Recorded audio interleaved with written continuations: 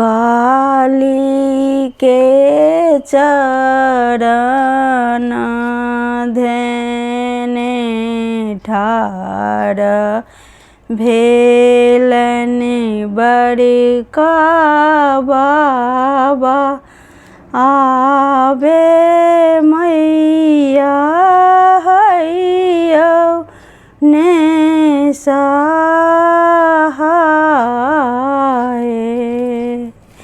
हे काली के चरण ध्याने ठाढ़ भेलनि छोटका बाबा आबे मैया हैयौ ने सहाय।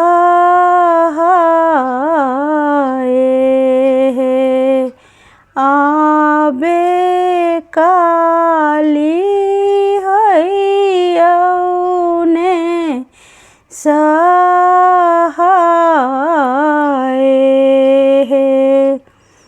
माता के चरण ध्याने ठाढ़ भेलनि अपन पापा आबे काली हैयौ ने सहाय।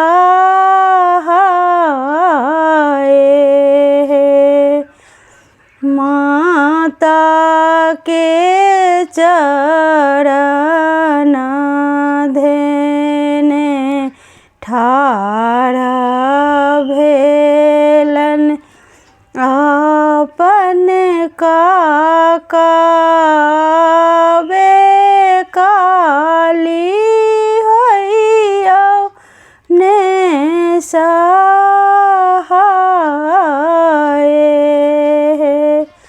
माता के चरण ध्याने ठाढ़ भेलनि जुगेश्वर बाबा आबे काली हैयौ ने सहाय।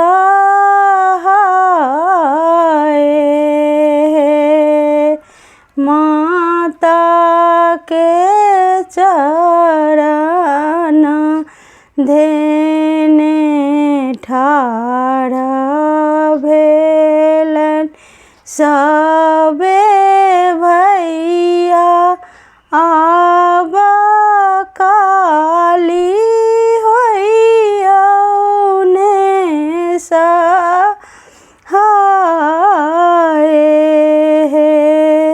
माता के चरण ध्याने ठाढ़ भेलनि अविनाश बरुआ आबे काली हैयौ ने सहाय।